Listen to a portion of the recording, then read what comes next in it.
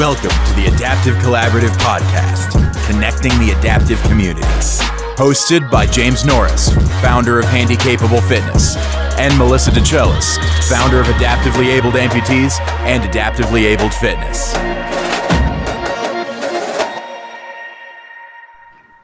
Tonight, we're excited to welcome Dr. Jonathan Reisman to the Adaptive Collaborative Podcast. He's a doctor of osteopathic medicine and a physical medicine and rehabilitation third-year resident at the University of Minnesota. John, would you mind telling those who may not know what a physiatrist is and what a doctor of osteopathic medicine is, a little bit about yourself and what you do? Yeah, absolutely. Well, thank you for having me. It's always great to participate and listen to what some of your guests have to say. So I'm proud to be able to contribute, and hope what I have to say is worthy of your platform. I'll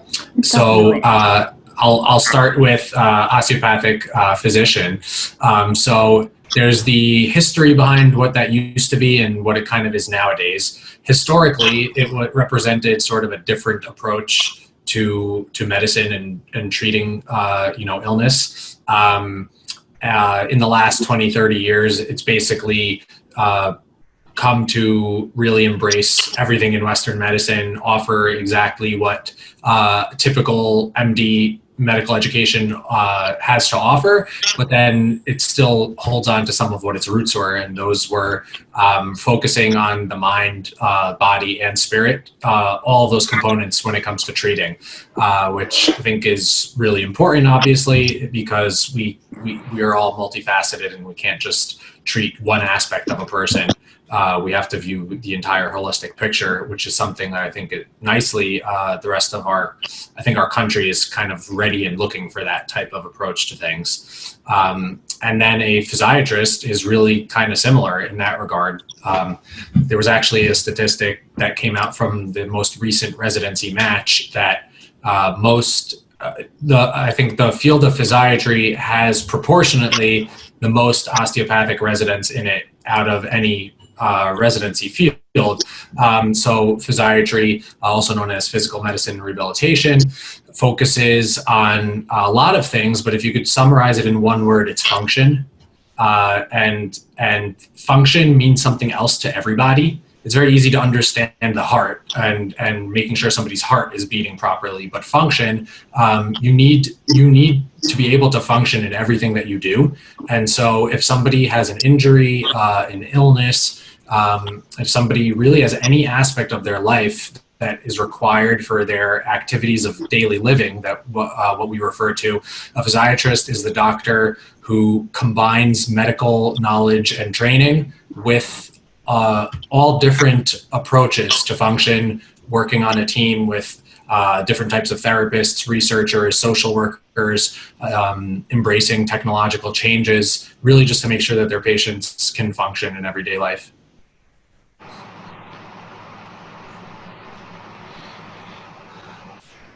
Oh, did we lose Melissa? Nope, I'm still here. Okay. Oh, I think I froze. You did freeze for a second, so. Yes, I think I froze. Well, thanks, Sean, for that intro. That was a lot. That was a lot of information. Now, during one of our previous conversations, you had mentioned that you had a pretty rigorous study schedule growing up. Now, was that instilled in you by your family, or was that self-motivating? Yeah, that was definite. I think maybe a little bit of both. It certainly didn't start off as self-motivation. It certainly started off from family and teachers and community.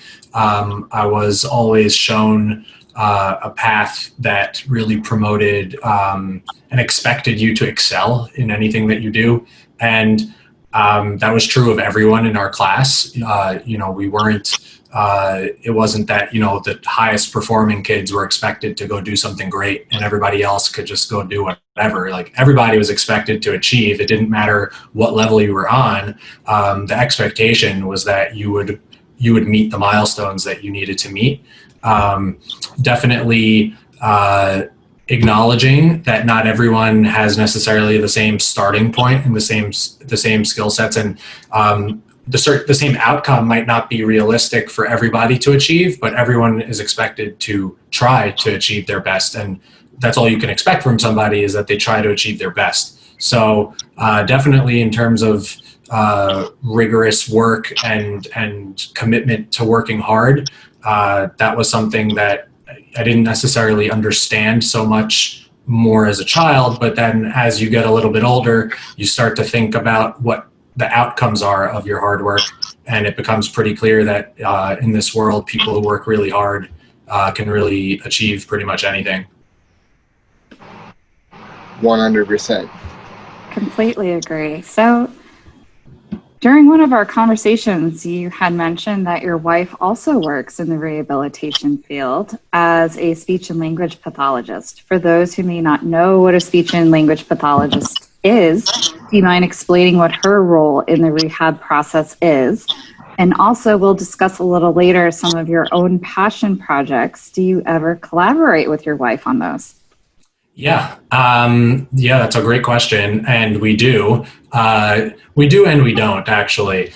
So that's actually a good reminder, just bringing up schools. Just one thing that, since I am still affiliated with a school, I was told that anything I do on, on social media and wherever, I always have to acknowledge that it's I'm not representing them. So while I have a wonderful residency program in the University of Minnesota, anything that I say or right now is me as acting as Jonathan Reisman. And then further, while I am a doctor, anything I say right now is that, just educational, and that's true of anything I do online, not medical advice. The reason I mention all that is, as you made me think about it, is because yes, we were both in school at the same time, and we both finished college around the same time. We both started graduate school around the same time. And definitely going through that process, at various intervals, it became obvious that each of our education was deficient in the area that the others might know something about. So for instance, in medical school, in the questions on aphasia and dysarthria and different types of aspects of and nuances there, a graduating physician does not really understand anything of what that means, to be honest. It's not part intensely of the medical curriculum.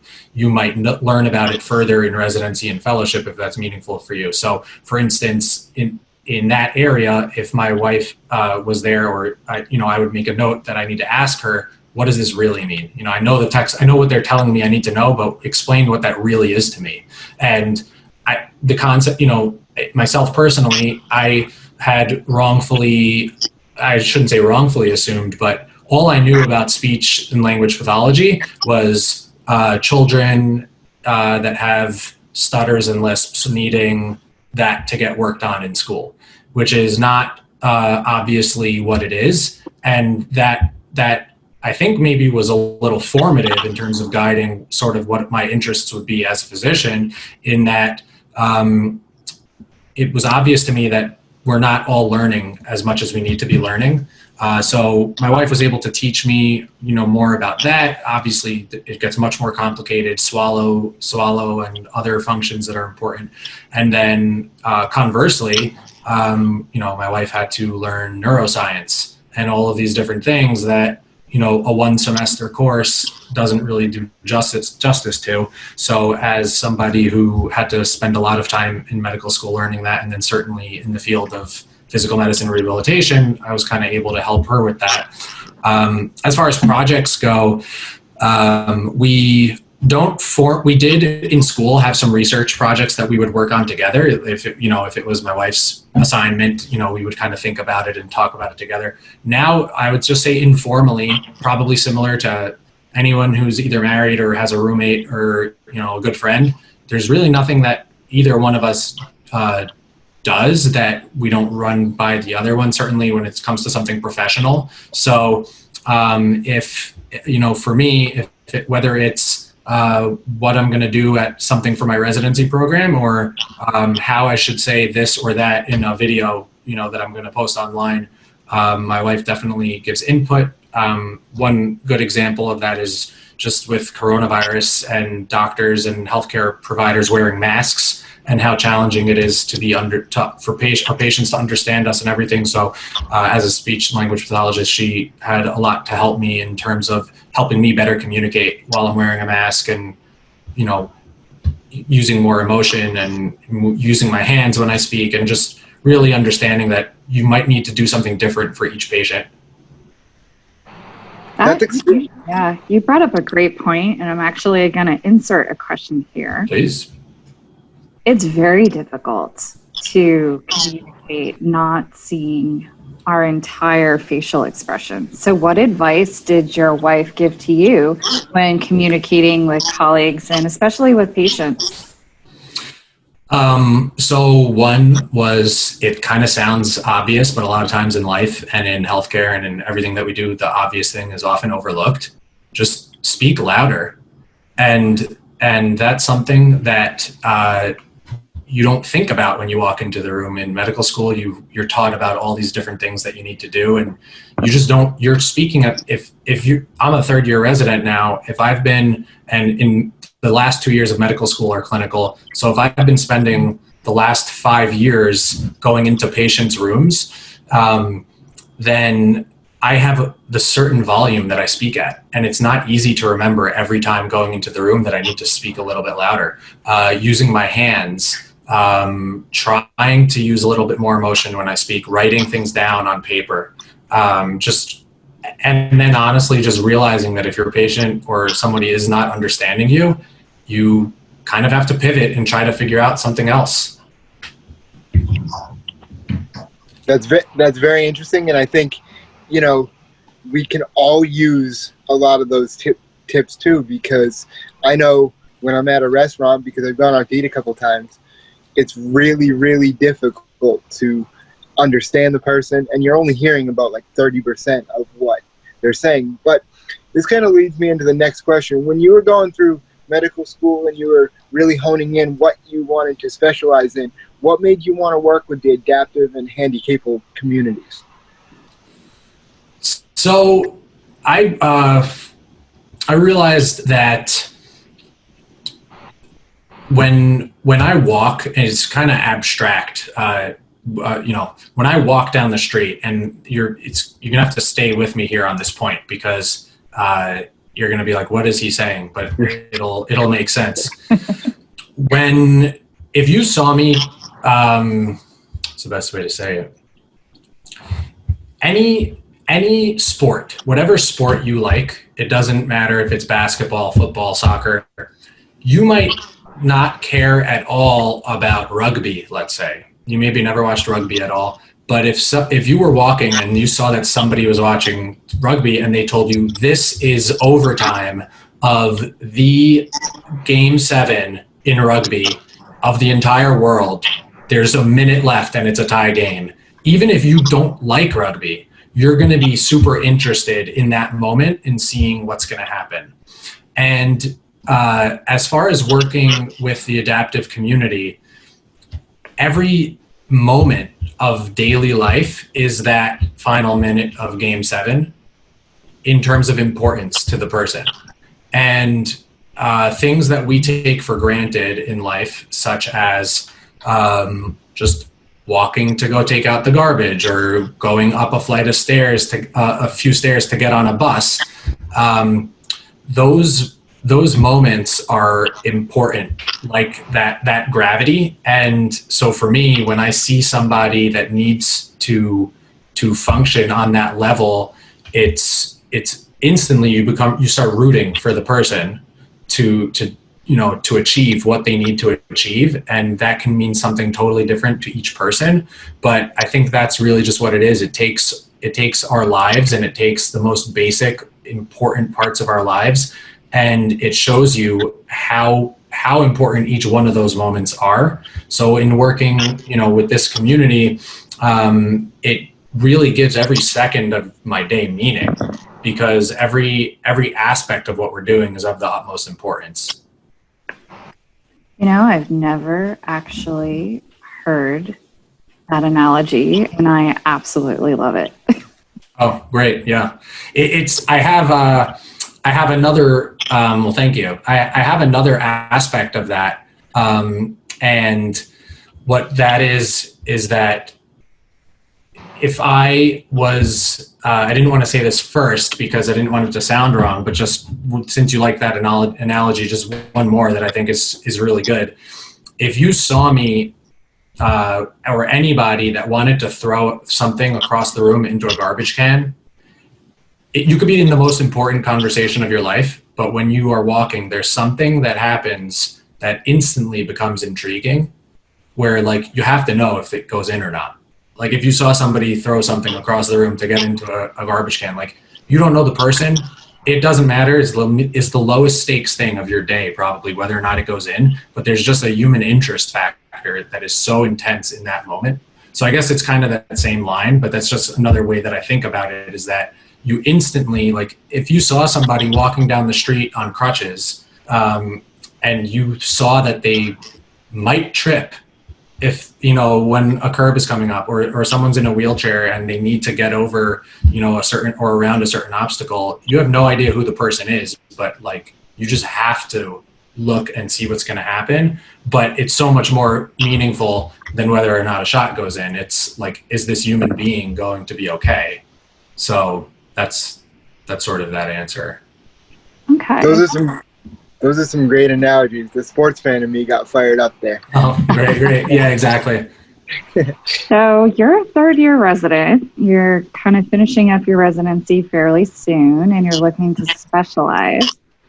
What aspect of physical medicine and rehab do you want to continue to root for people? Well, there you go. That's a good way to put it. So I kind of have two focuses there, and they're kind of opposites, but they're also the same, I think. And I'm planning on, or at least I should say, I'm pursuing a fellowship in interventional pain management. And just briefly, what that means is there's all different types of pain in this world, and people have different sources of the pain, whether or not they have had an injury in the past or they just have arthritis. And we're learning, kind of like what I said earlier on, that surgery is not the answer to everything, and you can't make every problem go away. So it becomes, how do you deal with the problem and move past the problem? And that's an area that's very tangible. It involves, nerve blocks and functional interventions. And then the exact opposite end of the spectrum, an interest of mine, is kind of like what we're talking about right now, is advocacy and education and, cheerleading, if you will, from a medical perspective. And that's more the rehab realm. And I think that both are important to everybody, and they kind of, one uses my mind and my mouth, and one uses my fingers. And it allows me to kind of bring my entire person into what I'm doing, and help anybody, no matter where they fall in on the spectrum, and really join the two. I really believe that people who have had these different injuries, or whether they're acquired, congenital, in order to be successful, you have to accomplish certain things that are the equivalent of training for a marathon and winning that marathon. And I think that if we can teach everybody in the world, whether or not they've had one of these types of injuries, to learn from somebody who's gone through something like that, that's sort of, I guess, my passion in what I'm doing. So kind of mixing all of that together, I guess. Now I want to bring it back to the sports a little bit. And the other day, you sent us a message saying that you were attending a lecture on adaptive sports. What were some of the takeaways of that, and how does sports help in the healing process of somebody that has suffered an injury or is just finding sports for the first time? How have you seen that affect them in a positive way? Yeah, so last week on Wednesday, we had a conference in our residency program. And we were supposed to host a national conference on adaptive sports. Unfortunately, that part got postponed because of coronavirus, but we had this really big lecture for a few hours on different topics. And one thing that came up was that we were learning about was the research guidelines are completely absent. No, I shouldn't say completely absent. People are working really hard, so that's not a fair thing to say, but they're certainly not where they ought to be and where they can be. So for instance, in professional sports or high school sports, we're aware now of the impact of concussions on the athlete and how serious we have to take concussions. Part of our concussion protocol that we learn about involves having the person stand up and do a series of things while they're standing. A lot of patients, or I should say people who are competing in adaptive sports cannot stand. So if you take a doctor who went to medical school, residency, fellowship, and is of the few doctors who can properly actually assess for concussion, because it is already a subspecialty if you've done a sports medicine fellowship after rehab, and the protocols that they learned cannot be applied to this athlete who is maybe with a prosthesis or in a wheelchair. So we really have to reapproach our guidelines and figure out how to think through some of these things. And but the other thing that really came out of it too is sports is something in life that's unlike most things. It's been a part of our culture for thousands of years. There's really been sports for however far back you think, and it's super important area. We think of sports as kind of just a luxury, I think, but in reality, it's way more than that. Even just right now in the United States, with the efforts that's going on in terms of trying to allow the NBA to start up again, or baseball, or my attending physicians' kids, sports league, or just all these different things, they really play an important role to us. And it's not the same role for each person, just like anything. So certainly as the competing athlete in adaptive sports, I was talking about more as a spectator, but for competing, to be able to compete in sports and to be given that opportunity allows the athlete to get all of those valuable life lessons. And it's more than just lessons. It's, I'm preaching to the choir here with the value of sport, but it allows you to do all of that. And I think in another way, it's super important in adaptive sports, because kind of like what I said about the earlier about how noticeable it is if somebody is potentially going to fall or not when they're walking in the street. Unfortunately, in the adaptive community, I think we're aware that we sometimes have to do a lot more advocacy to get recognition than we otherwise maybe should have to do. And I think adaptive sports is a very, very noticeable thing. And I think that if ESPN was to have a wheelchair basketball game on tonight at 8:00, I think it would do much more than just show people a really cool version of basketball, but it would get people thinking about a lot of other important things. On that same thread, John, what physical and mental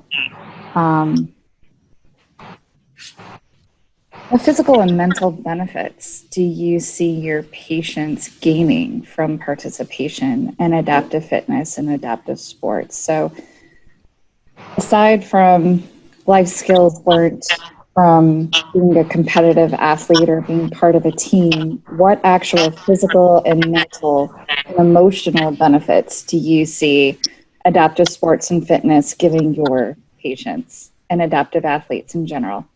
Sure. So I think that, much like all other things in life, adaptive athletes are no different than athletes who would not be considered to be adaptive athletes. And obviously there are some differences in terms of how things might need to be modified, and we have different sets of struggles. But at the end of the day, people are people, and people have the same needs, physical needs, emotional needs, psychological needs.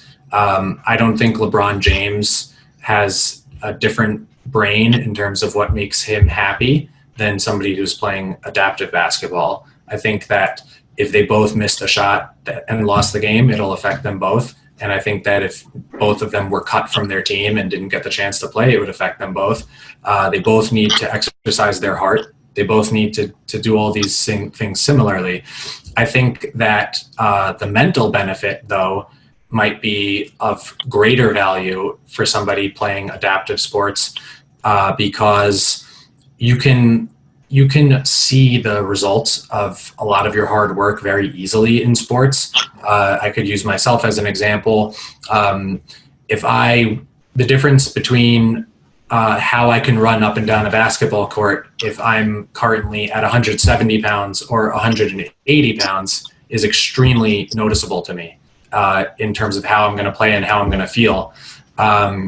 Whereas if I was just walking to my car in the morning and going about my day not playing sports, I wouldn't really notice that 10-pound difference. Not to make things about weight necessarily, we could make it equally about strength or other types of endurance and fitness. So I think it gives an opportunity for the adaptive athlete to really see how everything that they're doing matters and is benefiting them, whether or not it can be measured in a lab.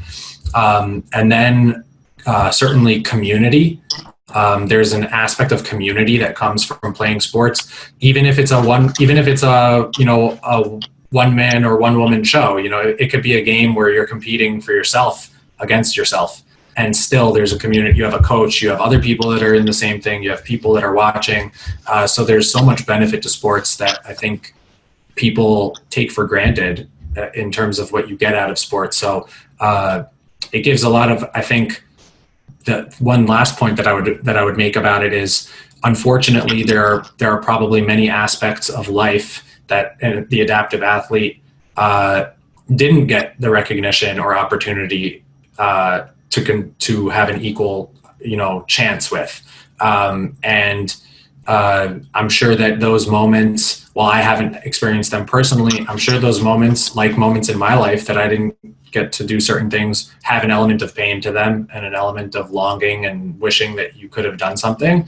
So I think that when you do get a chance to do something really, really great, it can almost be healing to other aspects of life. Such a great answer. You hit the nail on the head with so many of the points that you made there. But one question I do have is, when you walk into a room, how do you explain the rehab process to your patients, to their family, so on and so forth? So this is a challenging one, especially because usually when when a rehab physician meets a person who has experienced something, so now I try to make distinction. I try to not call people patients, because I try to see them as people. But if I'm now thinking about, 2 p.m. when I meet, somebody for the first time, they're a patient at that moment. But when you meet this, and it's not meeting a person, coronavirus has changed things a little bit because of rules in the hospital of how many people you can have in a room or family members. But usually and classically, you meet a family on day one of rehab, or someone and their friend. Most people, not everybody, but most people, usually you very quickly meet or learn about a lot of the people that are key to them in their life. And so you have to start off, because everybody's different and you can't make any expectations of who's going to be in the room. You usually learn about the person beforehand, but you can't go in there expecting to see anything, because people will surprise you, and somebody might have gone through the worst thing imaginable, and you go and meet them and they're the happiest person on earth. And then somebody can go through something relatively minor compared to some other things, and it's the worst day imaginable. And so you have to have an open mind. But then the other thing is, you have to have empathy and acknowledge that this is day one of rehab. So I mentioned that it might be the worst thing imaginable for somebody, even if you think it maybe is relatively minor. But when something is new and just happened to us, it is the most important thing in the world. That's how you view it for yourself. You don't think that, well, I only lost one finger and, somebody else lost three. So really this is fine. Like you are equally upset about your loss as somebody else. And so you like in other situations in life, you have to read the room and see where people are at. Something that you maybe would say to somebody on day one, you might not say to this person for another 2 days, depending on where they're at. But that being the case, the things that I do generally get around to is explaining, number one, nobody planned for this to happen. And I think that in life, we have a tendency to sugarcoat things because it's awkward not to. So like a lot of times if your friend or somebody that you care about tells you, oh, I lost $20 or whatever, and they might be really upset, your natural inclination to avoid awkwardness is to try to cheer them up. You're just like, oh no, like it's fine. Don't worry about it. And so off the bat, I tried to acknowledge no one planned in July to have a stroke. Or like, no, you didn't, when you were thinking about what you were going to do in the summer, you didn't think that you were going to have a spinal cord injury. And acknowledging that, because I think there's, not that it's a funny way of saying something, but it's just I think that people don't expect it from you when you say it that way, and you're showing them that you kind of understand a little bit how shocking it is. But kind of like what I said about not sugarcoating is,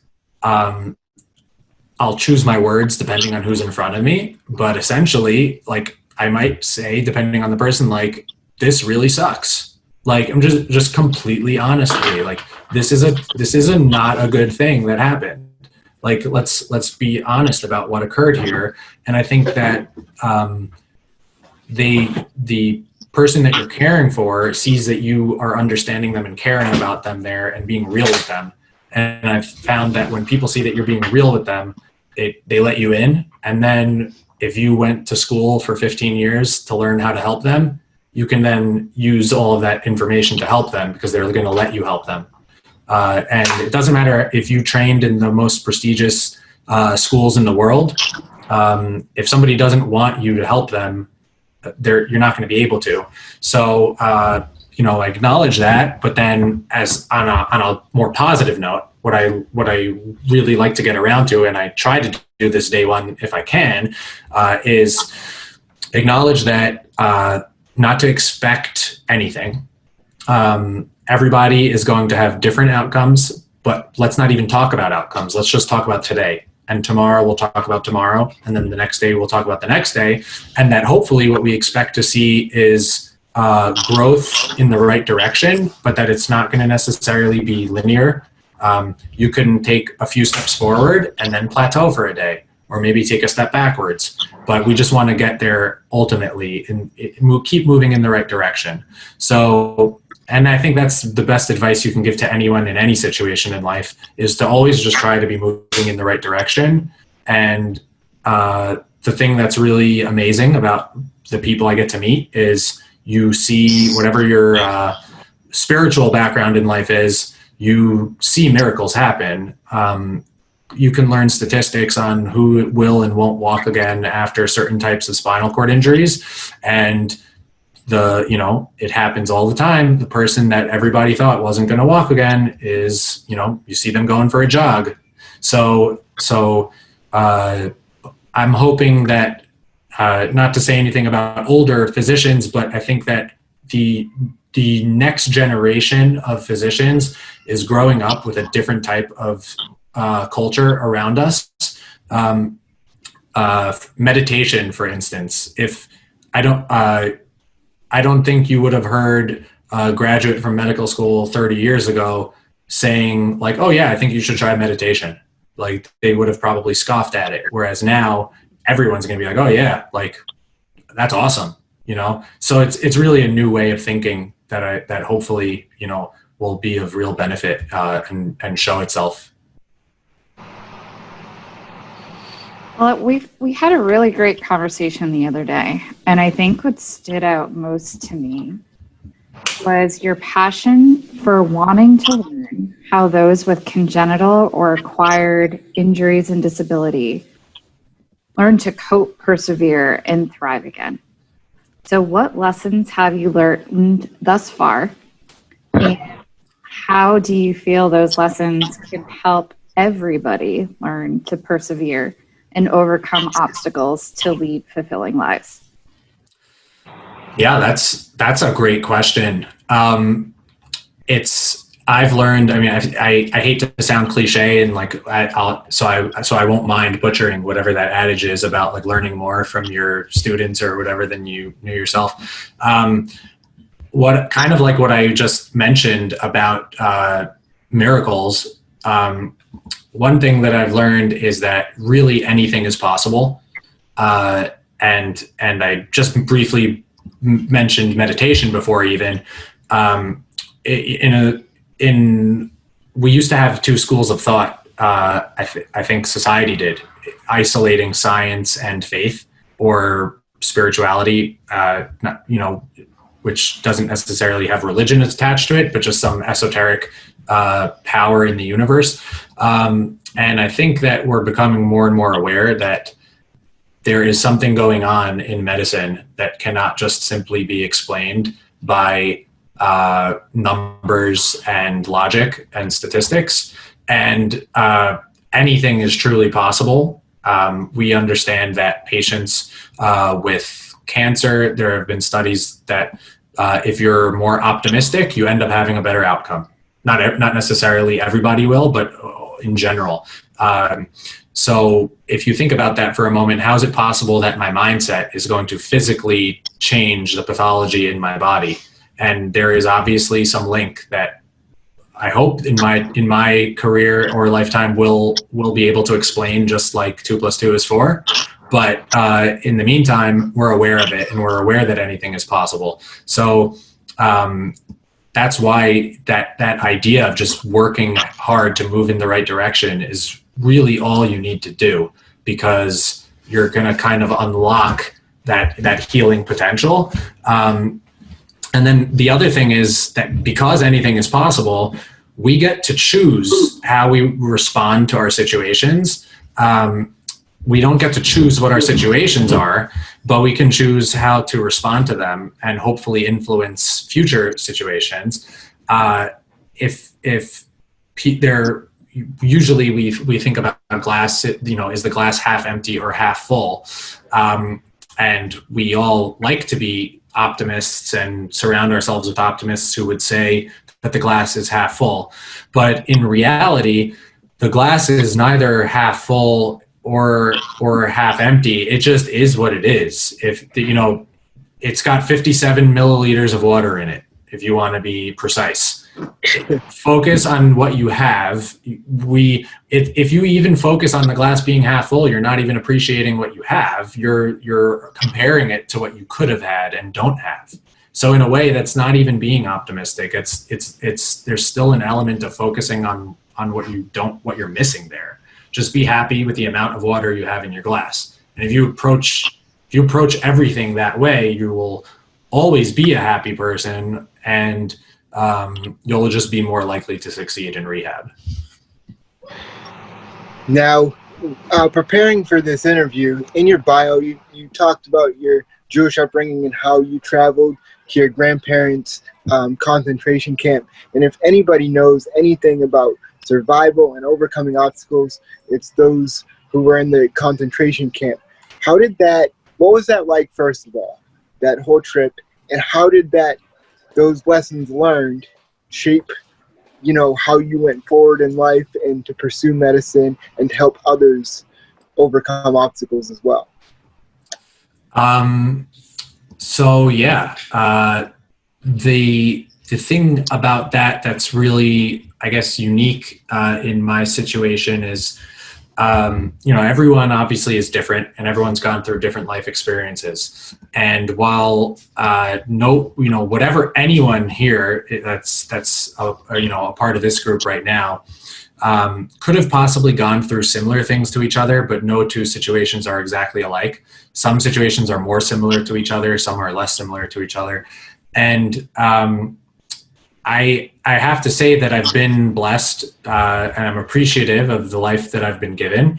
Unfortunately, my grandparents did not have the same kind of childhood and really entire life that I've been given, because even though they survived, they still had to deal with what they went through the rest of their lives.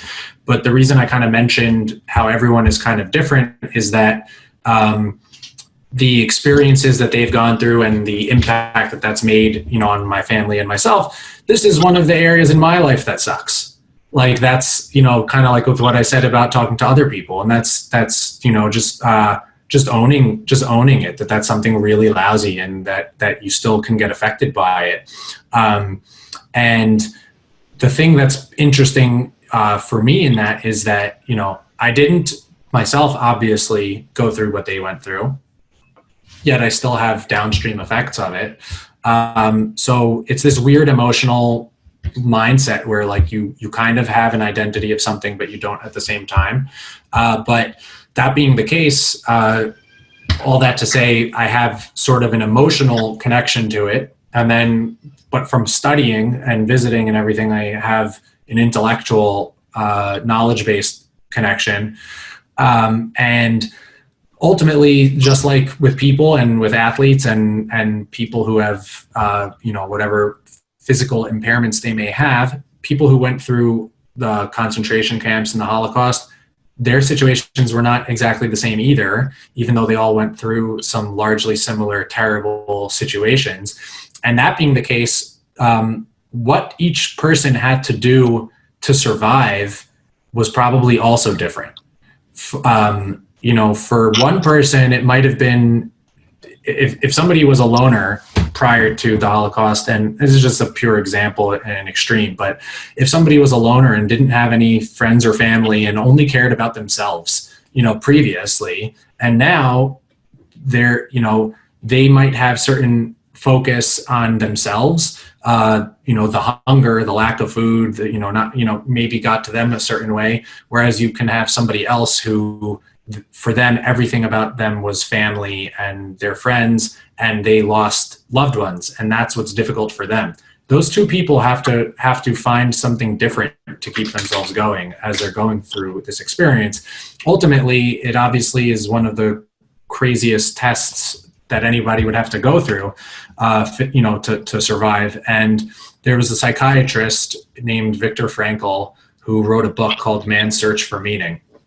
And he himself was in the Holocaust, in the concentration camps. What's really unique there is he was a psychiatrist prior to going through the Holocaust. And kind of twistedly, but it is what it is, he was sort of in the right place at the right time to understand human triumph and what it takes to survive. And he writes extensively in this book about what he observed there. And the reason he calls it Man's Search for Meaning, and this is a book that I usually recommend to anybody to read, is as opposed to Freud, who would say that everything in life is about the pursuit of pleasure, Dr. Frankl said that we need to find meaning. And he says that he could see in the morning if somebody was going to pass away that day, because he would see that in their eyes that they lost meaning in their existence.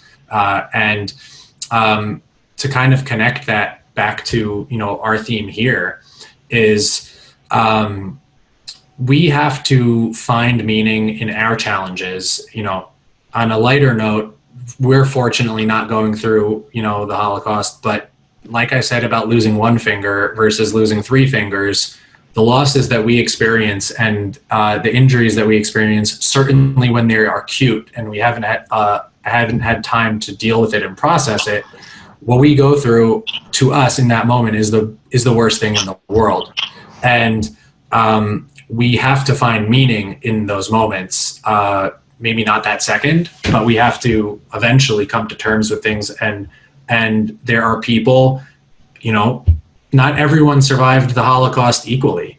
There are people who survived and they went on to thrive afterwards and be happy and accomplish amazing, amazing things. And they were always smiling, and how those people were capable of that, I don't know.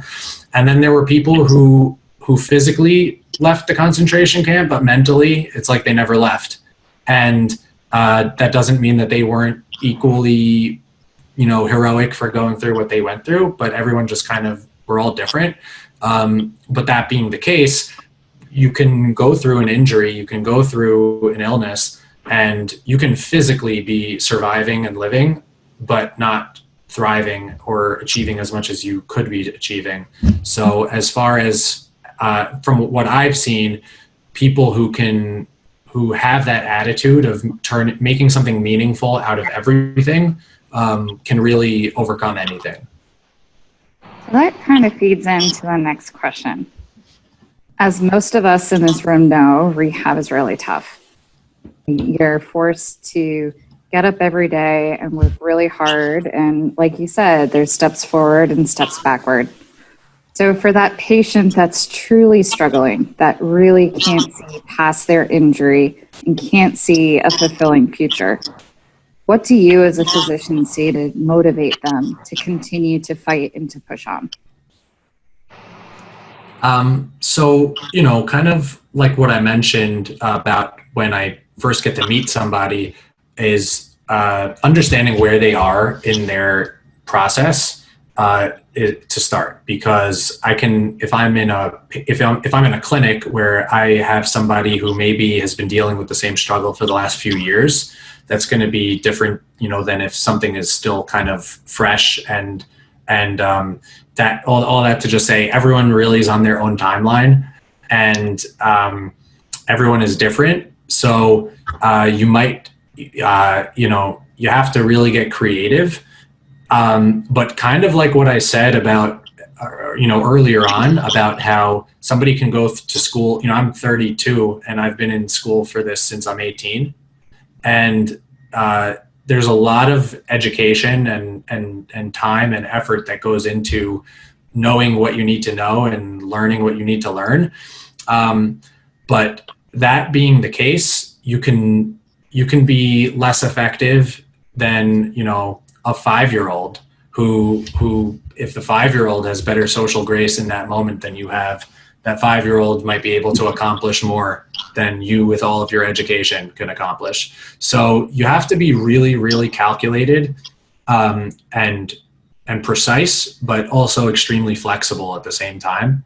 And I think that, what we do, hopefully, and physiatry, rehab medicine is a team sport, and we have all different therapists that we work with, and we embrace working with the family and friends, is that you really have to find out what works for different people. And if you see that for one person, you're just not connecting, and you're not getting through with something, it's appropriate to reach out to a family member at a conference or say like, hey, I think we need to have a conference. We are not getting through. Like, I know that medically in this person's case, X, Y, or Z is going to be best for them, but I currently am not able to deliver X, Y, or Z to them. What do I not know about them? And the reason that's really important, and is that just from psychology, people are who they are. And so the way somebody was before their injury is probably going to be how their personality is going to be afterwards, but just maybe a little bit intensified. So you have to understand that if somebody's really open-minded on your rehab unit or really stubborn on your rehab unit, they might have been a really open-minded or stubborn person before going through what they went through, and their friends and family might know the key to unlock how to deal with that person. So you need to use your team to find the right custom fitted approach. That's a very that's a great analogy that you use there. I absolutely love that. Now you're becoming quite the social media rock star with all the Instagram posts that you're doing and the YouTube videos, with all the accessible medicine content that you're posting. What types of content are you posting, and where can people find it? So yeah, well, thank you for the kind words. I am posting, to start off, I should say, because my field is physical medicine and rehabilitation, and I can take myself down a narrow path of specializing in one focus or talking about, the kinds of things we're talking about right now. But kind of true in any field, whatever, if you're a plumber and you make a YouTube channel about plumbing, you are probably going to have to start off talking about plumbing. If you start your plumbing YouTube channel talking about like soccer, then it's going to be very difficult to build any kind of meaningful group. So that being the case, I'm sort of starting off with the key core concepts in rehabilitation.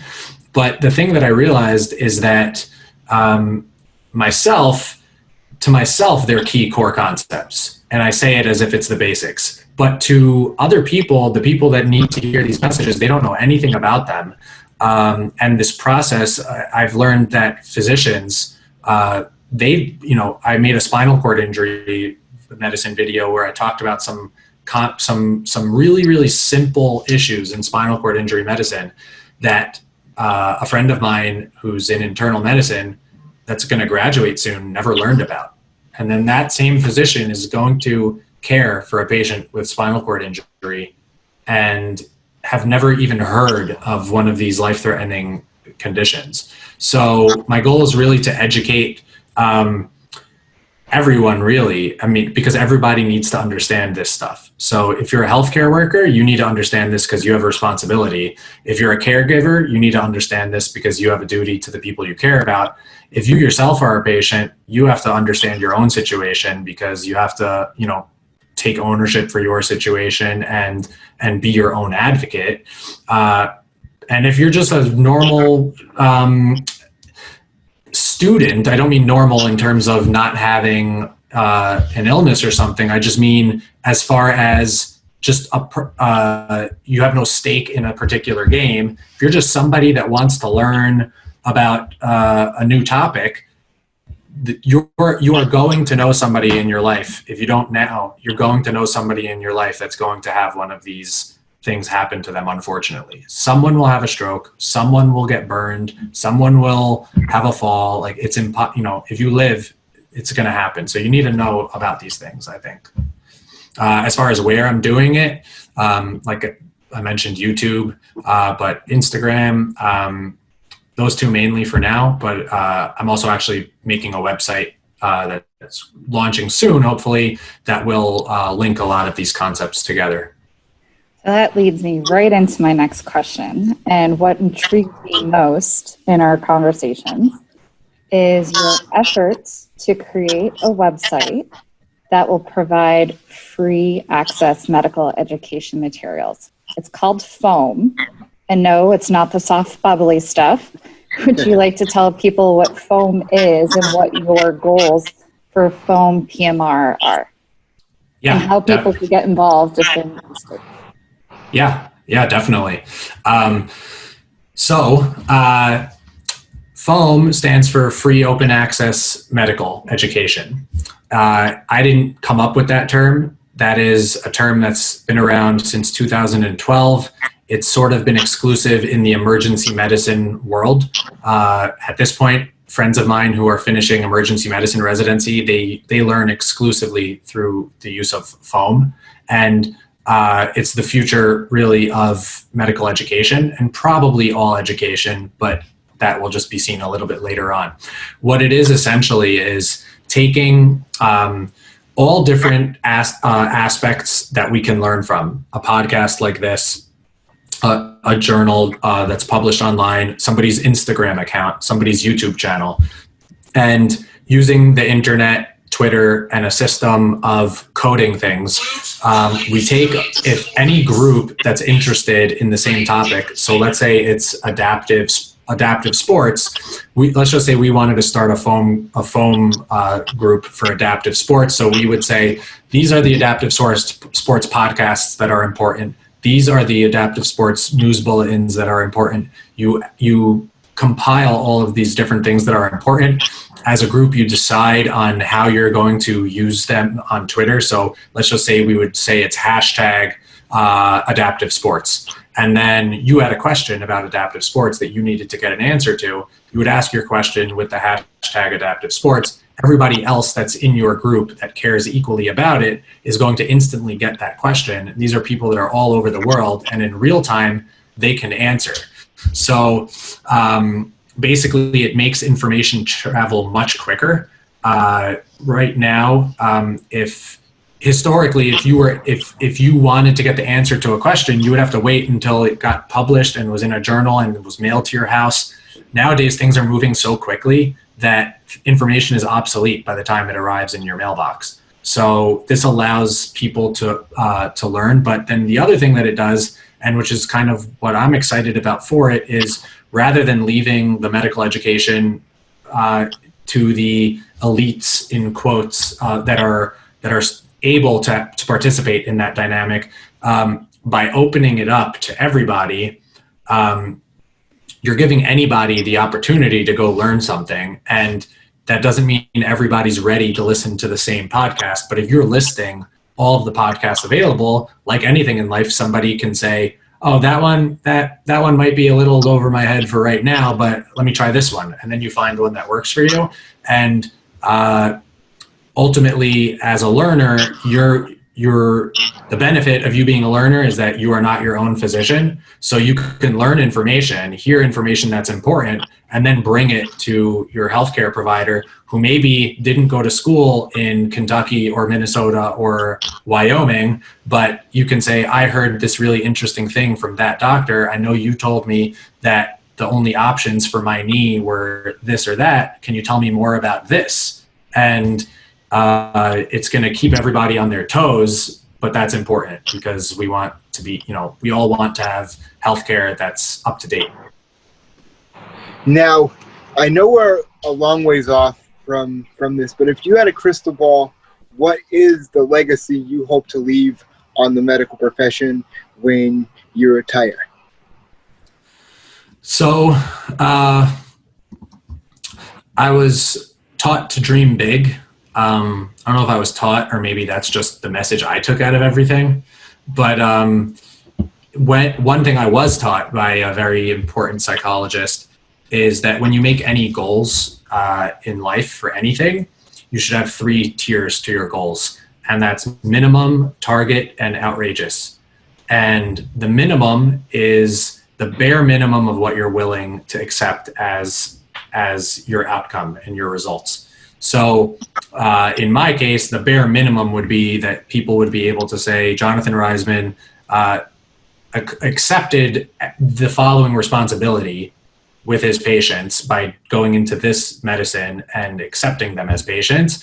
And he did what he was supposed to do. He treated them well and didn't harm them. That would be the minimum. Not to belittle that because it's not so easy to do, but that, at the very least, that's what I would want for myself. The target is probably like anybody. Nobody sets out and nobody has in mind to just like be, just get by on just what they have to do. So the target would be, 1, to really be great at what I'm doing, to be great enough that people would know that, you need a doctor so-and-so, like go to Jonathan Reisman. He's really, really great. But kind of how I mentioned earlier on, between pain and advocacy, I plan to do things like this, which are just purely out of passion and not for my 9 to 5, so to speak. So with everything that I'm doing here, I would like to be able to take all these ideas that we've been talking about that I think everyone in your audience knows are really important and spread it to everybody else. And the outrageous is all of, to take it a step further, and rather than everybody being aware of these concepts and interested in these concepts, to make a real serious change in how we approach healthcare. And my hopes is which is why I think it's important for people to keep their outrageous in their goals, is that we maybe I'll get lucky. You need to get a little lucky in life. You have to work very hard, but you also have to get a little lucky. So maybe I'll be a little bit lucky and those outrageous goals will work out. And that's how we innovate. We would never have any innovators if people weren't actually, swinging for the moon, so to speak. So hopefully, I think if you have a noble cause and really hard work, then you have a chance at, reaching your highest goals. I think you're on target for that. Oh, thank you. I'm thoroughly enjoying our conversation, and I feel like we could probably talk for another hour, but in interest of people's times, I do want to open it up to see if anybody has any particular questions for Jonathan before we close for the night.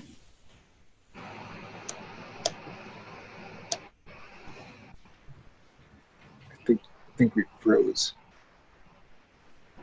Beth. Can you move to New England, please?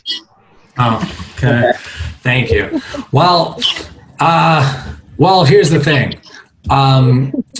Right now, moving to New England is not entirely in the plans. But what is exciting about, what's been going on, unfortunately, with coronavirus is we're seeing that there is a lot of medicine that doesn't need to be practiced in person. So, while I'm currently, this is not a formal commercial pitch, I'm currently a happy resident in my residency program, as I mentioned. Obviously, I will one day, hopefully, graduate from residency and enter the workforce a little sooner than I'm kind of at the finish line almost. But that all being the case, whether it's me or whether it's somebody else, I think that the exciting thing now is that you can find health care providers that maybe are not just in your neighborhood. And I think that, like other things in life, people are still reacting. So in life, the first step to succeeding in anything is reacting to the situation that happened. And not everybody does that. So if you don't react appropriately, then you're just going to be, stuck in the water. If you do successfully react, you can overcome, the situation at hand, but it doesn't necessarily leave you any better off afterwards. What I'm at least planning on doing with this, and if nobody else is, then I'm not going to have any competition. But but my plan for all this is, and this is kind of how sort of all this started, was seeing what was going on and the changes in healthcare. I'm thinking to myself, wait a minute, why do I have to choose where to practice? I mean, you have to get a state license for where you are, but we can think creatively.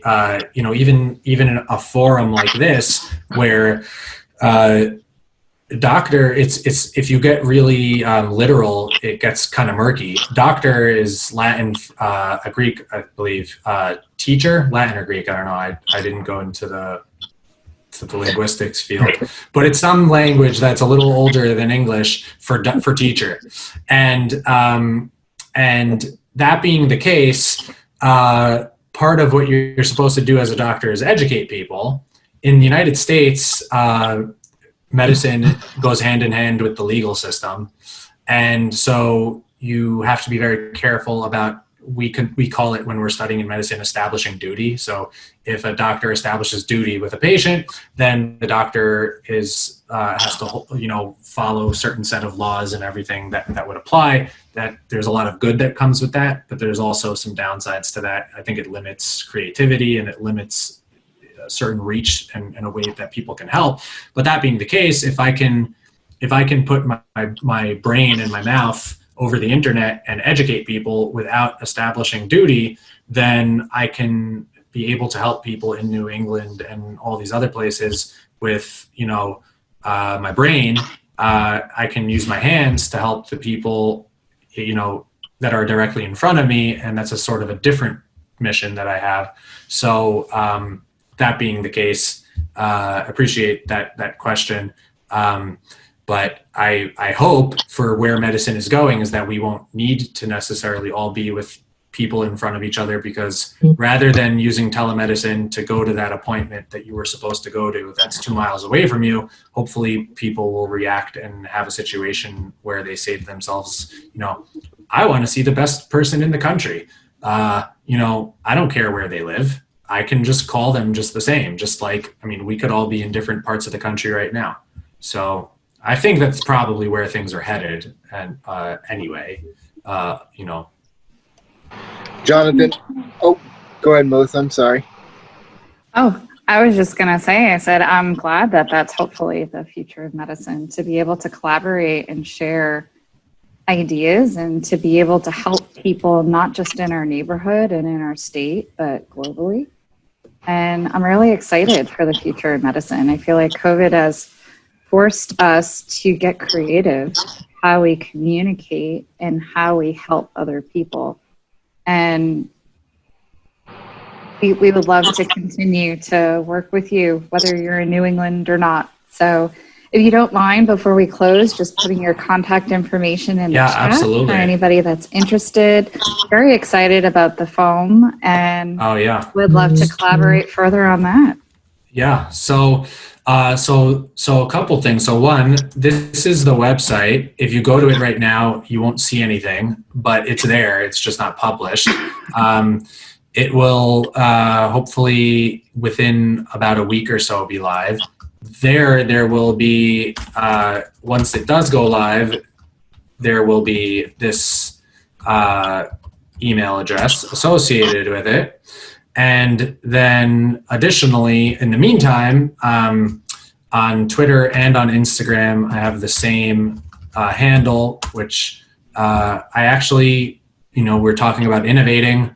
I actually like communicating with people on Twitter and Instagram more than I like communicating with them on email. I think that kind of like if anybody uses WhatsApp for some of their texting or whatever, there every now and then something comes along that you just say like, this just is simpler to me and feels like an easier method of communication. So I would do, I'll specify there with that. But yeah, if anyone ever wants to talk or chat or whatever, you find a cool resource that you think I should know about or vice versa, please feel free to reach out there. Yeah, the nice thing is I guess I'm making a little bit of an impact in the area where I am. I'm still pretty small guy. So I have the benefit of that is I can respond to people. I'm not, and I think that's maybe a good lesson for life ultimately too, is that, I think anybody that starts off in anything on YouTube or Instagram or anything like that, I think that our culture tells us we should become like the Kardashians if we want to be successful. But if I think about it, like if somebody sends me a message like tomorrow, I'm going to see it and get back to them. If you had 5,000 messages every morning, you stop even looking at them probably. I would imagine, or maybe you just pick a lucky, message. So that being the case, I'm still reachable. Hopefully we'll always be reachable. Well, you've definitely been reachable for us, and we want to thank you for your support of our social media handles and also the podcast. Really excited to have you on today, and thank you for your time, and we look forward to collaborating further. Yeah, thank you. Likewise, I've learned, I have to say, in closing, that a lot of the things that I'm doing and that I'm kind of starting to plan and execute, a lot of these passions and ideas were things that I did already have in mind, but your efforts between your pages and your podcast and everything that you're doing in your advocacy is actually opening my mind up and helping me sort of see things in a different way. I've mentioned your podcast to a lot of people in the workplace, just because, just yesterday I was having a conversation with one of my colleagues that we were talking about preventative medicine, and we were talking about how, certain issues that we have. And I was talking about how a lot of the things that I've learned from people that have either been guests or hosts or just participants on your show, and how we've realized, I've come to realize that as a healthcare provider, we have a very, very limited insight into our patient's life, and we only get to find out what the person wants to show us while they're in that visit, or can show us, but that visit is limited by time. And then simultaneously, out of necessity, a lot of times it comes across as rude or, dismissive, but doctors a lot of times have to prioritize what gets said and what doesn't get said. If I have a patient in my office and there's something that's supremely urgent to their ability to live, in my mind, we have to talk about that. And if we only have 5 minutes, 10 minutes, or 30 minutes, it doesn't matter how long it takes, we have to talk about that. Unfortunately, what that means is I don't get to hear about some other parts of life that are maybe in that moment not as urgent, but the whole thing with prevention is that it will become urgent. And so if we don't take care of prevention, and then it's going to become a much bigger problem when it's no longer the realm of prevention and it is now a new acute issue. So that being the case, a long-winded thank you to you guys for what you do, but for teaching me what I'm learning and expanding, learning in some ways a lot more than I can from my classes or textbooks or anything like that. So, Jonathan, I really appreciate it. It was truly humbling. I think I can speak for Melissa. That means a lot. And you know what? Thank you again for your time. Thank you for contributing to our platforms. We ask that you continue to do so, and we value any input that you have. We want to thank the audience for tuning in, asking questions. We really appreciate you, and we look forward to having another great episode next week, so please tune in. Jonathan, thank you so much. Thank you. Have a good night, everybody. Have a great night. Thank you.